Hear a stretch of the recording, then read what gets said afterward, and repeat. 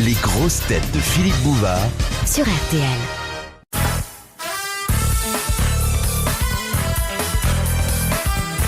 De Mademoiselle Trèfeux de Longjumeau. Qu'est-ce qu'on faisait boire naguère à une femme qui avait des difficultés à accoucher? De l'élixir périgorique? Oh, non. De l'huile de ricin? Non. Non, quelque chose, un produit naturel d'un animal? Non. C'était au XVIe siècle. Je vois tout de même pas du métal en fusion. De l'eau. Du métal en fusion pour aider une femme à accoucher. Oui. Ouais, ça libère. Oui, ça libère. Avec la gueulante qui va pousser, si le marmot sort pas, c'est que... De toute façon, il n'entendra jamais. C'était un liquide. C'était un liquide. Est-ce que ce liquide existe encore de nos jours? Oui, mais il est rare qu'on l'utilise à ces fins-là. Oui. Du vinaigre. Non. Et c'est quelque chose que nous utilisons dans la vie courante souvent, enfin. Certains l'utilisent tous les jours, même quelquefois plusieurs fois par jour. Je suis persuadé que Jeanne-Marie Castelli en fait une grosse consommation. Du thé, du café. C'est religieux. C'est religieux. L'eau bénite. L'eau bénite. De l'eau bénite. Excellente réponse d'Olivier de Kersauzon. Vous voyez, je vous ai inspiré pour une fois. Non, je pensais pas à vous, parce que j'aurais jamais osé rapprocher l'eau sanctifiée du personnage que vous représentez. Seigneur, je vous l'offre. Ah ben, je sais pas s'il va le prendre. Je le ferai pas tout d'un coup, hein. Envoyez par petits morceaux. Mon grand fait quelque chose. Me suis-je avancé, mademoiselle? Est-ce que vraiment vous êtes ce qu'on appelle une grenouille de bénitier? Je l'ai dit, je l'avoue, mais... plus maintenant. Non, je me consacre à mon frère. Ah ben merde. Lourde tâche.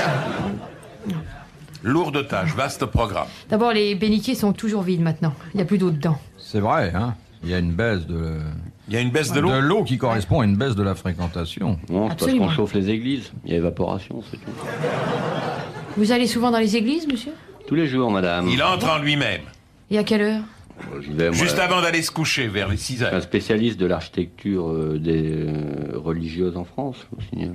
Il a même publié un Que- texte dans un journal excellent qui s'appelle « De l'influence de l'écaille à sardine sur l'architecture bretonne religieuse du Moyen-Âge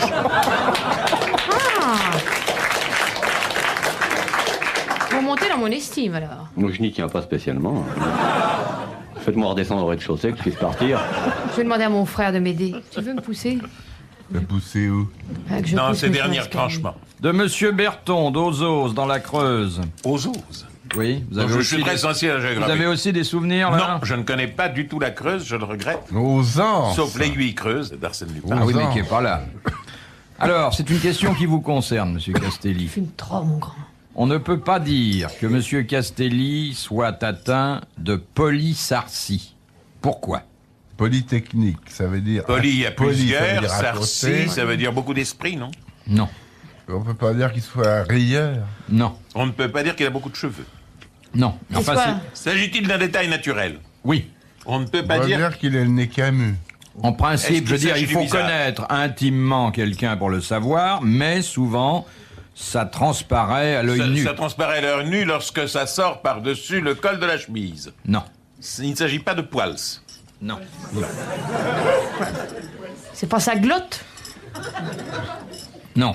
Est-ce que monsieur Zitron en a de polysarcie? Monsieur Zitron en a un peu plus que Monsieur Castelli. Et Monsieur est-ce que ce sont ces Kersozon en a petites davantage que Monsieur Zitron. Est-ce que ce sont ces petites taches dites de vieillesse, mais tout de même, disons, de maturité? Non, non, Non, ça veut dire absence de rides. non. Il est tout ridé, on dirait une pomme, monsieur Kersozon. Qu'est-ce que Kersozon peut avoir et que Castelli n'a pas? Ouais. Ah, je sais, ouais. Qu'est-ce que c'est? tatouage. Il en a, et Kersozon n'a plus que moi? Plus que vous aussi? Ah oui, sûrement. Ah, vous me flattez.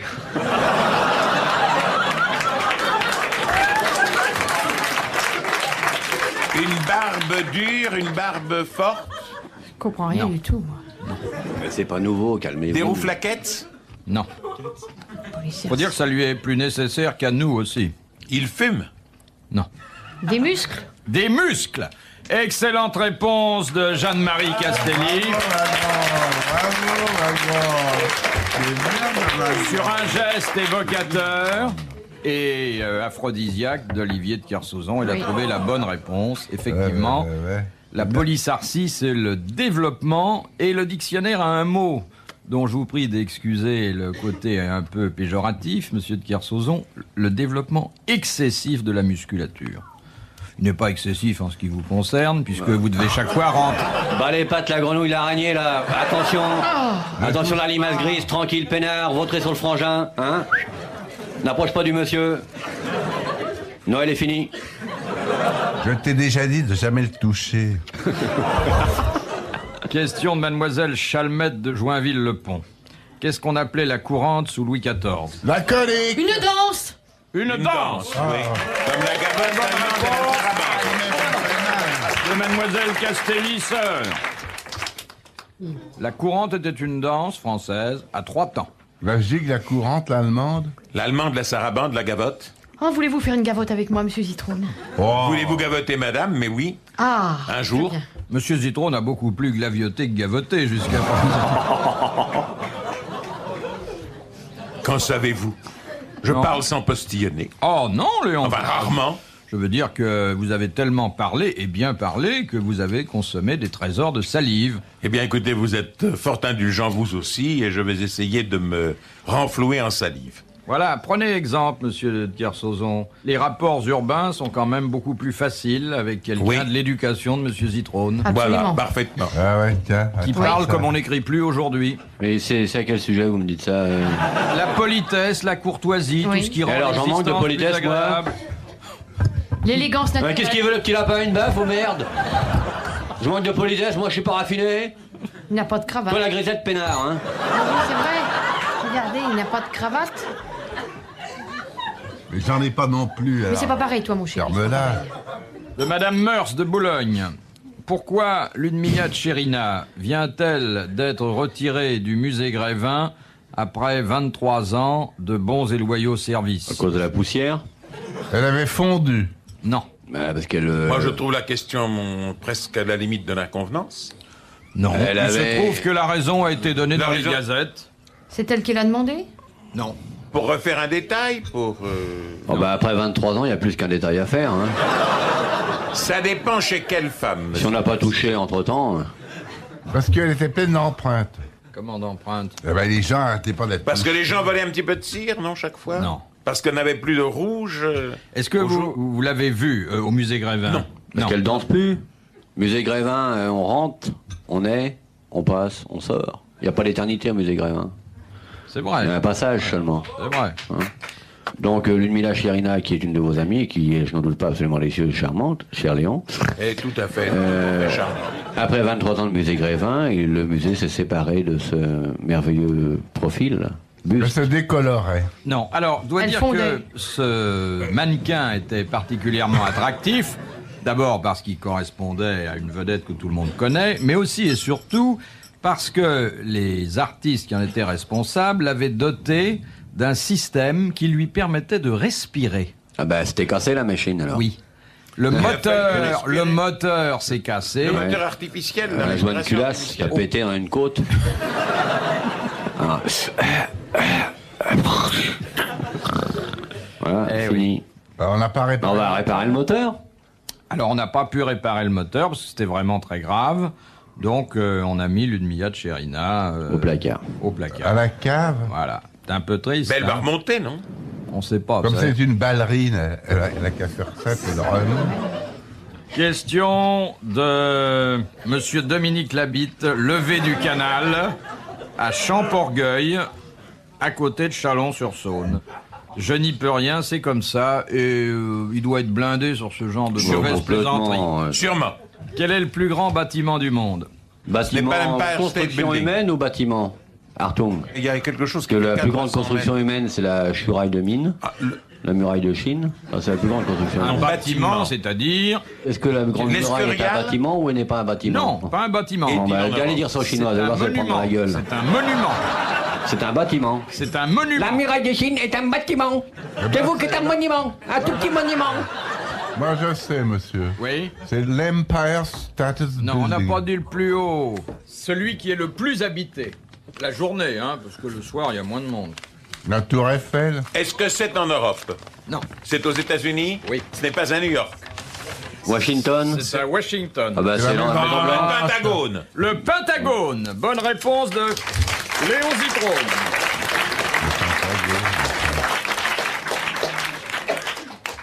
Vous êtes sûrement allé à l'intérieur du À l'intérieur, Pentagone. Non. Non, je suis passé pas loin. Mais je crois que c'était un mouvement politique. Vous qui êtes un familier du... Mais non, il n'a jamais pu aller aussi loin en bateau que la côte des États-Unis. Il s'est toujours arrêté quelque part à l'aplomb du Spitzberg. Si vous aviez autant de pognon de côté que j'y ai passé de moi, vous seriez peinard. Hein. Je m'excuse. J'ai Bah, je vous ai passé- pas remarqué, je vous ai pas vu. En Amérique? Oui, Ah, je ne ok. devais pas aller dans les mêmes villes que vous. On ne devait pas rencontrer les mêmes gens. J'étais avec les vrais riches. Oui, c'est vrai. Faut dire qu'ils se font admirablement dans la population locale, car ils parlent admirablement l'américain. I love you, Big Léon. Ça fait 2 ce soir. Philippe s'est acquis depuis longtemps. Il y a Castelli qui ne m'a pas dit qu'il m'aimait. Hein, à cause de sa sœur. Frère jaloux. De Madame Pereire de Villers-Cotterêts dans l'Aisne. Où se trouvent les yeux de la moule? Les yeux de la moule. À l'intérieur de sa coquille? Non, je Ça crois n'a que pas ça- Dieu, une moule. Ça n'a pas d'yeux, une moule. Très bonne réponse d'un spécialiste. Bravo, Olivier de Kersauzon. Et l'huître non plus. Alors comment elle se dirige? Avec du citron. Au gobage. D'ailleurs, il vaut mieux que la moule ne voit pas le sort qui l'attend. Hein, et l'huître aussi. C'est d'une tristesse, finalement, la fin d'une moule. Hein. De C'est le ma- vieillissement qui est le pire chez la moule. Ouais. Quand une petite moule fraîche, là, à écouter lentement le clapot des marées qui monte vers elle, elle devient une vieille moule triste. Il n'y a plus une vague qui vient lécher sa coquille nacrée. Terrible. Solitude des moules vieillissantes sur les bouchots abandonnés. C'est un poème. Sur les quoi abandonnés? Les bouchots abandonnés. Les bouchots abandonnés. Casimir Langlu, 1913. Mais la solitude de la moule vieillissante est un thème très souvent traité en littérature. Oui, par les meilleurs auteurs. Vous avez un poème de Verhaeren, je crois. Oui. Vous vous souvenez? Elle est là, solitaire, et sa coquille s'en trouve. Elle voit du soleil, le dernier clin d'œil rouge. Elle sait que sa vie va maintenant se terminer. Pauvre vieille moule, tu es toute desséchée. Puis ça continue comme ça. Ça, c'est beau, hein?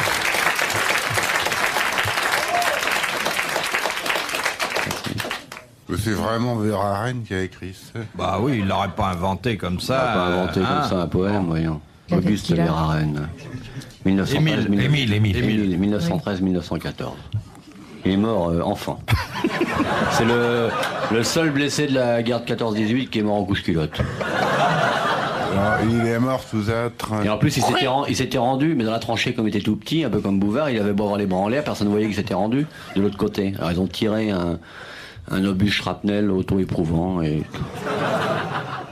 Bon, tu peux pas te souvenir de ça, toi? Mais s'ils n'ont pas vu Oui, ses il est bras passé levés, comment sous la- ont-ils vu voilà. qu'il était dans la tranchée? Ils n'ont pas vu que dans cette tranchée, un poète désespéré levait les bras vers un ciel vengeur, hein, criant « Je me rends, laissez-moi vivre ».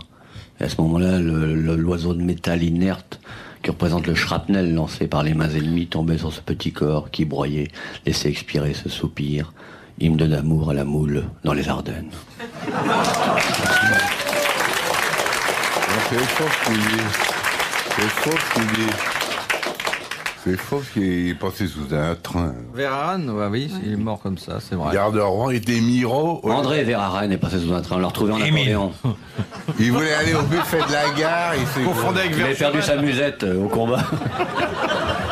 C'est l'inventeur du bal musette. Confond Verhaeren et Et Verschuren. Verschuren, oui. Oui, oh, mais il est complètement débile. ça. Verschuren, c'est l'homme de l'accordéon. Oui. Vous aimez l'accordéon, monsieur Zitron? Eh bien, oui, madame, j'aime beaucoup l'accordéon depuis les Mais temps du l'accordéon vélodrome vous le d'hiver. rend bien, mon cher Léon. Vous avez des souvenirs particuliers? J'ai des souvenirs particuliers au vélodrome d'hiver, Oui. celui qu'on a détruit en 58-59, pendant les courses de 6 jours. On jouait de l'accordéon, Yvette Horner jouait de l'accordéon, et c'est cela qui donnait, entre autres, au vélodrome d'hiver, le vaisseau de la rue Nélaton, comme on disait. C'est ça qui lui donnait l'atmosphère. Mais pendant des années, je vous Pendant ai des pris années. cognac G avec une musette, d'ailleurs. Oui, mais vous savez que j'utilise souvent la musette. Oui. Quand Madame Zitrone vous donne cet encas, Votre Oui, oui. gamelle, et elle a souvent une gamelle aussi. avec les haricots. Oui. Puis Ça il m'est fait arrivé. un petit feu de bois. Ça m'est arrivé à l'époque où je travaillais énormément. et où je n'avais pas de voiture. J'avais vous alliez une au Vespa boulot et de la musette. en gamelle. J'avais une gamelle pour aller au boulot. Ah, si je vous avais Je connu, partais vous aurais très emmené. tôt. Imaginez Léon en Vespa avec une musette et dans la musette sa gamelle. C'était extraordinaire. Extraordinaire. Mais vous savez que j'ai emmené en gamelle. moto, en Vespa, j'ai emmené un jour Anne-Marie Pesson. Ah ouais. On rentrait du salon de l'agriculture, je crois, de la porte de Versailles. Elle était très pressée pour revenir. Elle m'a dit, il faut que je monte avec vous. Et j'ai dit à Anne-Marie, allez monter en Tansade et je vous ramène. Qu'est-ce qu'elle a eu de la chance? Hein, Vous m'emmèneriez, vous? Vous auriez Mais aimé être naturellement. en Oui. croupe de Léon. Oh oui. D'autant plus que pour ne pas tomber, car je conduisais mal. Elle mettait Oui. les bras autour de Les vous, mais bras elle n'arrivait autour de pas moi. à les joindre. hein. Voilà, C'est ça. autour des épaules. Et vous êtes en voiture maintenant? Maintenant, je suis en voiture, oui. Peut t'asseoir à côté de lui. C'est pas pareil. Ah, en Tansade, évidemment, le vent vous soulève les jupes. Bah oui. Mais celui qui est devant ne voit pas. Avec un bon rétro. Oui.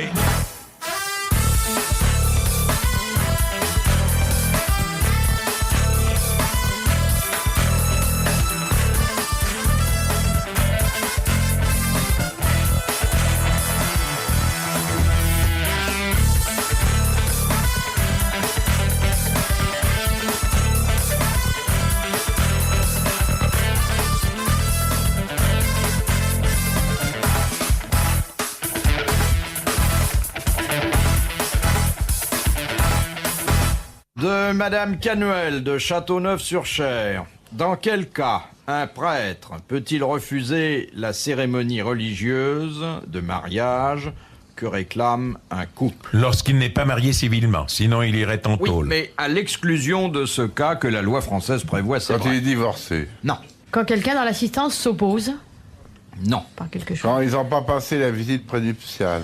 Si, et c'est justement à la suite de la visite prénuptiale que Si le mari est prêtre- impuissant. Quand le visage. Si le mari est impuissant, Oui. très bonne réponse de Jeanne-Marie Castelli, qui a vu plusieurs projets d'union ruinés par cette petite Mais moi, je vais vous catastrophe. poser une question, elle est d'ordre physiologique seulement. Oui. Comment peut-il voir si vite Ah, c'est le vétérinaire qui voit. que... Ah, pardon. Non, mais je comprends, excusez-moi. C'est pas le curé qui m'a. Non, mais j'entends bien. Pas chez le vétérinaire. Mais comment donc? Non, mais je crois que c'est généralement le mari qui dit spontanément qu'il a quelques problèmes de ce côté-là. Et pourquoi se marie-t-il? Pour essayer que ça s'arrange. Mais on ne le laisse pas, c'est un cercle vicieux. C'est un cercle vicieux, comme vous dites, oui. Vous n'avez jamais été marié? Ah non, non, non, je m'occupe de mon frère, je peux pas. Et il n'y a jamais eu anguille sous roche? Ah non, non, non, non. Non. non. Vous n'avez jamais été demandé? Non, mais j'attends, mais ça peut venir? Non, mais il n'y a pas de raison que ça s'arrange pas. Un collectionneur d'antiquités, Ah oui, mais moi j'attends, je suis toute jeune, toute fraîche, toute neuve. Oui. N'est-ce pas, monsieur Zitrone? 9 peut-être. Mais je ne vous le fais pas dire. Voilà. Oui, Neuf vous C'est pouvez pas dire grave. neuve, mais pas fraîche, c'est ça, oui.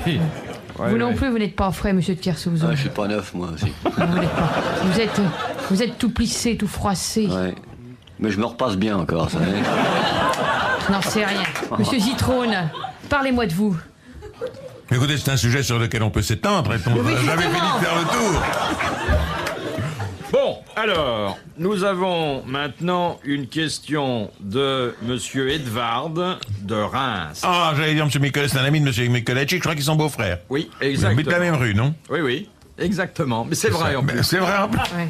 Ils habitent place des Argonautes à Reims. Comment les Japonaises redonnent-elles aux perles un éclat qui est parfois terni par la sueur? Il crache dessus. Non, non, Elles se servent de leur corps, d'une non. partie, non? Pas de leur corps. De leur cœur, alors. Non, Elles soufflent. non. De leurs vêtements. Alors, c'est un procédé qui rend les perles indisponibles pendant quelques heures. Elles les mettent dans la bouche, non? Non. Dans de la boue? Dans le Dans nez. du fumier? Elles les font avaler à des poules. Oui, Elles les font avaler à des poules dont le suc gastrique Nettoie redonne leur le éclat perle. originel aux perles. Ouais, bon. Très bonne réponse. Mais de Léon attendez, qu'est-ce Zitrone. qu'elles font ensuite? Elles tuent la poule? Ou elles laissent la poule redonner la perle? La poule redonne la perle. La poule pond une huître dans laquelle il y a la perle. Très bonne réponse de Léon Zitrone.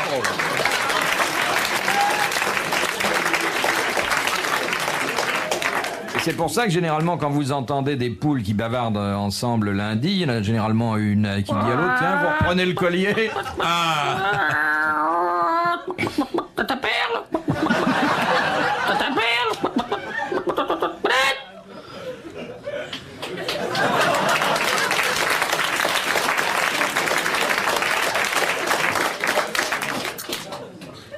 Question de Monsieur Borne, de Sartrouville. Quelle est la différence entre les hélicoptères français et les hélicoptères étrangers?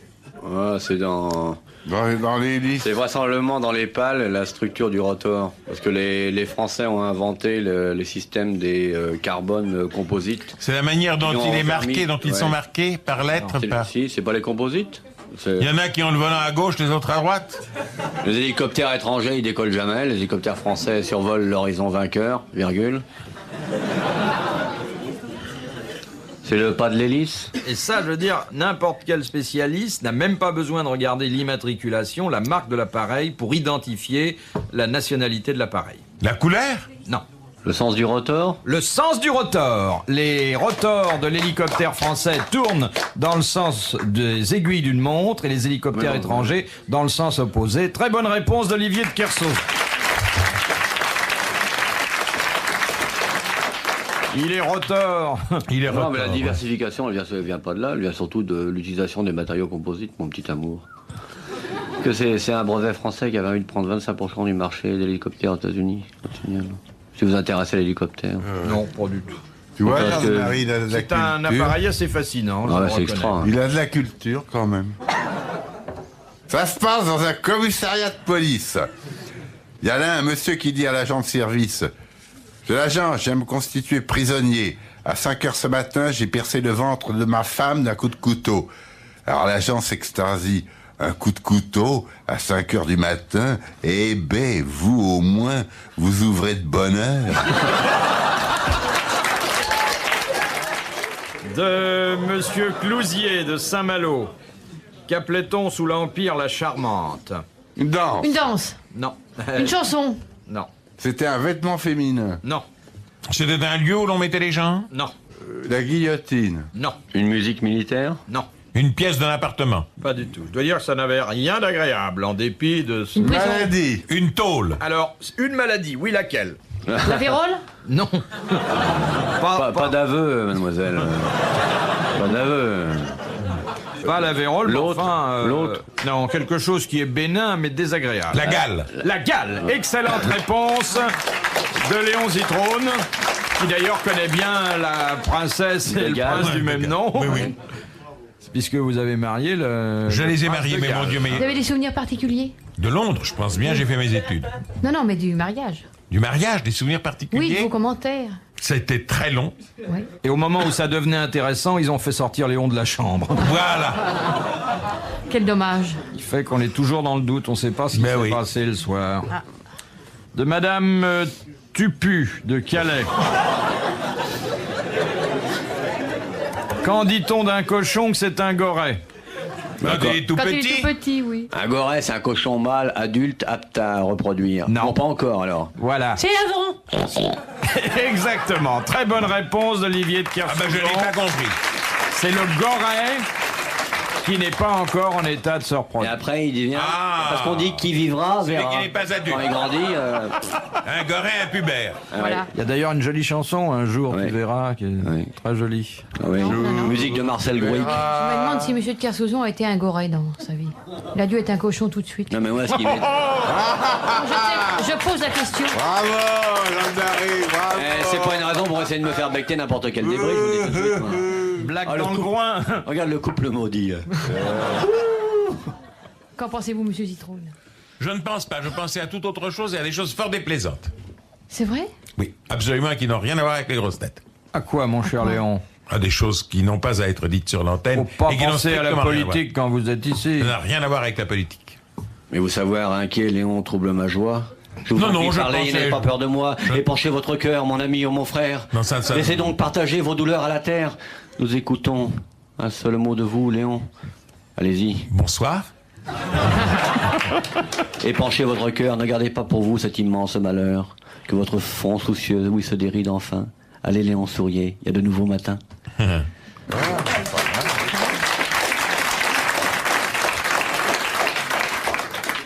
Je pensais à la fin de la vie. On arrive tous au port un jour, vous savez. On arrive tous au port.